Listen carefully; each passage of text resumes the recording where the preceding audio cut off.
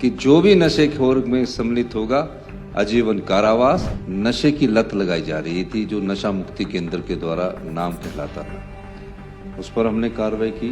हम किसी व्यक्ति को, नशेखोर को अगर हम कमरों में बंद करते हैं तो उसकी नशे की आदत को हम छुड़ा नहीं सकते। अब नशाखोर को ये डर लगने लग पड़ा है कि कहीं भी नशे के व्यापार में मैं जहां सम्मिलित हूं, उस नशे के व्यापार के सम्मिलित होने के बावजूद मेरी संपत्ति को जब्त किया जा सकता है और मिट्टी में मिला दिया जाएगा।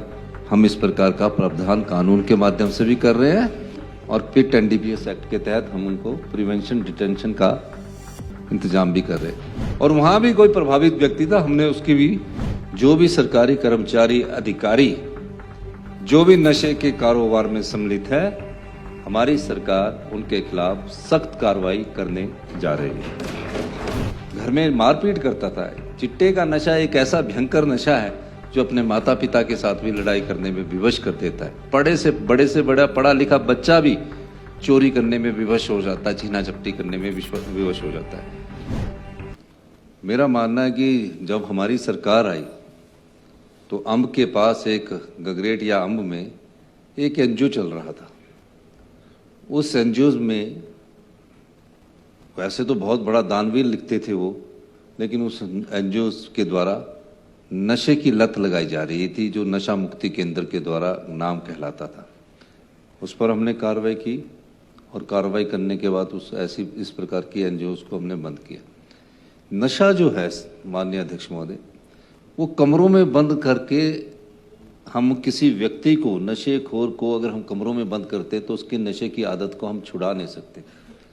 पहली बार प्रदेश में हमने सोलन के कोटला बेड़ में 150 बीघा जगह नशा मुक्ति नशा निवारण केंद्र के रूप में स्थापित की और उसके लिए तकरीबन हमने बजट का 5 करोड़ के बजट का प्रावधान किया, ताकि जो युवा हैं, जो वापिस समाज की मुख्य विचारधारा में आना चाहते हैं और वापिस अपने जीवन को द्वार से शुरुआत करना चाहते हैं, वो माँ बाप उनके विचारों के दुखी हैं, वो कैसे समाज की और अपने परिवार में मिल सके। इस दृष्टि से हमने बेंगलोर में एक टीम भेजी और इस दृष्टि से हम उसमें काम कर रहे हैं और इस वर्ष उसका कार्य सामाजिक एवं न्याय मंत्री द्वारा हमारे जो है शुरू कर दिया जाएगा और कैसे उसको समाज की वापिस विचारधारा में लाया जाए, उस पर हमारी सरकार कार्य कर रही है।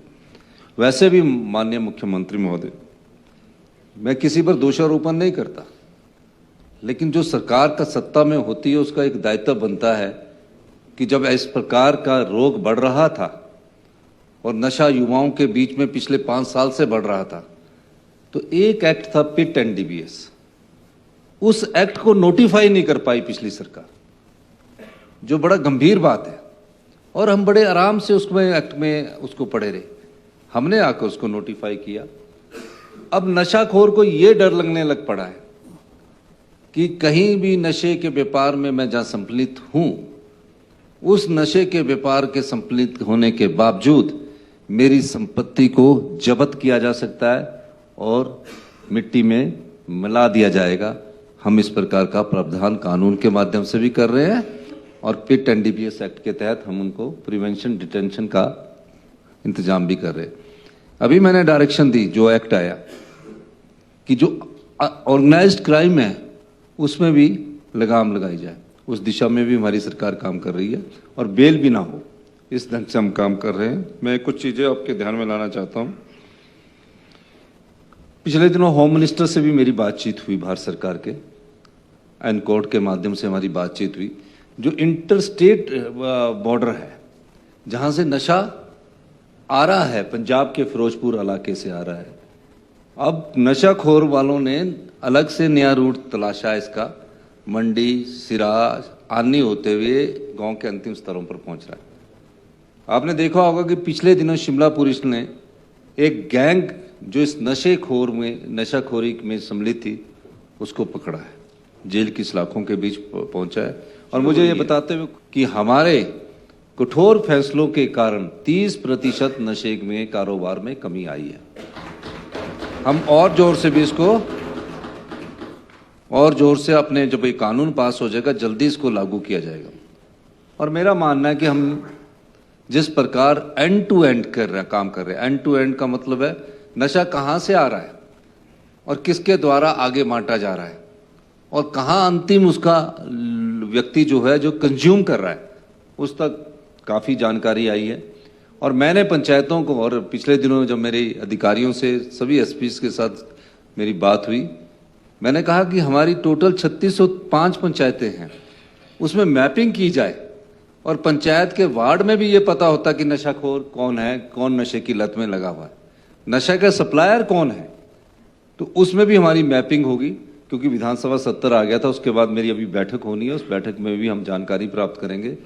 और मैं इस सदन को ये कहना चाहता हूँ, पूरा प्रयास रहेगा किसी प्रकार का कोई हस्तक्षेप, चाहे वो पुलिस कर्मचारियों के नेतृत्व में की तरफ से हो, राजनीतिक रूप से भी कोई अगर उसमें इंटरफेरेंस करेगा, आधिकारिक रूप से भी कोई इंटरफेरेंस करेगा, या कोई और भी कोई प्रभावित व्यक्ति उसमें इन्फ्लुएंशियल पर्सन उसमें इंटरफेरेंस करने की कोशिश करेगा, 1% किसी का भी नहीं सुना जाएगा। ये ऐसी निर्देश अधिकारियों को, एसपीज को दिए गए।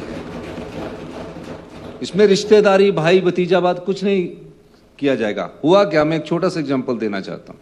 सिराज में हमें पता लगा, माननीय पूर्व मुख्यमंत्री जी का है, वहां कुछ नशाखोर गाड़ी वाले बैठे हुए, लोगों ने अपील की, पकड़ा, और जब तक पुलिस वाले आए उन्होंने उस जो चिट्टे की पुड़िया थी उसको उन्होंने मिट्टी में मिला दिया, मिट्टी फेंक दिया और मिट्टी में मिला दिया। हमने उसका भी सर्वे करवाया कि उस मिट्टी को रोको, लोगों ने रोका, और उसके बाद पता लगा कि ये चिट्टे का इस्तेमाल कर रहे थे और वहां भी कोई प्रभावित व्यक्ति था, हमने उसकी भी बेल नहीं होने दी। माननीय अध्यक्ष महोदय, मैं पढ़ा हुआ भाषण इसलिए नहीं बोलना चाह रहा क्योंकि जो ये रिकॉर्ड पहले भी इस सदन में आ चुका है, बार बार मेरे बोलने से फिर दोबारा उसमें आएगा, लेकिन मैं आपको आने वाले 1 महीने के भीतर जो भी सरकारी कर्मचारी, अधिकारी जो भी नशे के कारोबार में सम्मिलित है, हमारी सरकार उनके खिलाफ सख्त कार्रवाई करने जा रही है।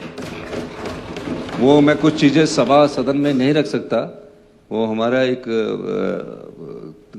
जो गोपनीयता होती है उसको बनाए रखने का भी एक दायित्व प्रदेश सरकार का, और आप देखेंगे कि उनके खिलाफ कैसी सख्त कार्रवाई की जाएगी। और मुझे खुशी है अब परिवार के लोग भी ये बताने लगे हैं कि हमारा बेटा नशे में है, जो पहले छुपाया जाता था, घर में मारपीट करता था। चिट्टे का नशा एक ऐसा भयंकर नशा है जो अपने माता पिता के साथ भी लड़ाई करने में विवश कर देता है। बड़े से बड़ा पढ़ा लिखा बच्चा भी चोरी करने में विवश हो जाता है, छीना झपटी करने में विवश हो जाता है। और जो नाइजीरियन लोग हैं, मैं सोलन के एसपी से पूछ रहा था, शिमला के एसपी से पूछ रहा था, मंडी के एसपी से सभी कांगड़ा एसपी से पूछ रहा था। अभी हमने जो पुलिस स्टेशन में पहला प्राथमिक कार्य दिया, छोटे मोटे झगड़े चले रहते हैं जो आते हैं आपस में, आप नशाखोर के खिलाफ आंदोलन पूरी तरह से पहला काम आपका ये है। और पूरी तरह से मैं आपको जानकारी देने चाह रहा हूं, पिछले 2 महीनों से, 3-4 महीनों से और पिछले साल से आपने देखा होगा कितनी तेजी उसमें आई है। तो अब कुछ जगह कमजोरी है, उसमें कुछ लोग ऐसे हैं जो सरकार में रहते हुए इंफॉर्मेशंस लीक कर रहे हैं। हमारी सरकार उस पर भी कार्रवाई करेगी और इस संदर्भ में सख्त से सख्त कार्रवाई कानूनों के तहत होगी। कल 2 एक्ट इस सरकार की मंशा को दर्शाता है कि जो भी नशेखोर में सम्मिलित होगा आजीवन कारावास, और आज के अखबारों में जो आया है उसको मृत्युदंड देने का भी प्रावधान कर दिया गया है, जो कि नहीं, क्योंकि युवा पीढ़ी को हम नशे में नहीं धकेल सकते। युवा पीढ़ी जो भविष्य की हमारी नेतृत्व करेगी किसी न किसी रूप में, चाहे विधायक के रूप में, चाहे डॉक्टर के रूप में, चाहे टीचर्स के रूप में, चाहे किसी और रूप में भी, उस पीढ़ी को हमें बचाना है। और हमारी सरकार पंजाब गवर्नमेंट से लगातार संपर्क कर रही है, बॉर्डरिंग स्टेट से लगातार संपर्क कर रही है कि ये जो नशा के बॉर्डर, ये फिरोजपुर वाला रास्ता जो पाकिस्तान के थ्रू ट्रेवल हो रहा है, पाकिस्तान के थ्रू ट्रेवल होकर फिर नशाखोरी की आदत कैसे करवाते हैं, किसी दोस्त के साथ बिठाकर, रिपोर्ट्स आई है, उसको थोड़ा नशा करवाते हैं, फिर उसको जब नशे की लत लग जाती है तो उससे वो कैरी करवाते हैं कि तुझे इतना % नशा मिलेगा, तो दूसरे दोस्त को एक अपना साथी बना, फिर वो दूसरे दोस्त को एक चेन बनाते जाते हैं, नशा लगता जाता है, फिर वो चेन बनती जाती है और वो पैसा उस ढंग से ये आगे बढ़ते जाते हैं। तो ये जो चेन बनाने वाले हैं, इन सब के खिलाफ भी हमारी कार्रवाई जारी है। स्कूल, शिक्षा संस्थान, हर जगह पुलिस की सीआईडी रिपोर्ट्स कर रही है। थोड़ा और चुस्त दुरुस्त होने की जरूरत है। यही मैं कहना चाहता हूँ। मैं माननीय केवल सिंह पठानिया जी द्वारा और सभी सदस्यों द्वारा जो ये नशे मुक्ति के खिलाफ जो ये प्रस्ताव लाए हैं, इससे पहले भी आपने गवर्नर के एड्रेस में चर्चा की है और कानून व्यवस्था का जब कट मोशन आया था उसमें भी चर्चा की है। मैं सदन को आश्वासन दिलाना चाहता हूं कि हमारी सरकार आने वाले समय में जीरो टॉलरेंस की नीति अपनाएगी। ये मैं आपको कहना चाहता हूं। आपने सबने बहुत अच्छे सुझाव दिए, आपका बहुत बहुत धन्यवाद। हिमालय की गोद और देवों की धरती में बसा रूट्स कंट्री स्कूल शिक्षा के साथ संस्कार और स्वास्थ्य का एक ऐसा मंदिर है जहां देश ही नहीं विदेशों के छात्र भी गुरुकुल जैसी शिक्षा ग्रहण करने आते हैं। नारकंडा से 15 किलोमीटर की दूरी पर मौजूद यह शिक्षा का मंदिर कर रहा है आपका इंतजार।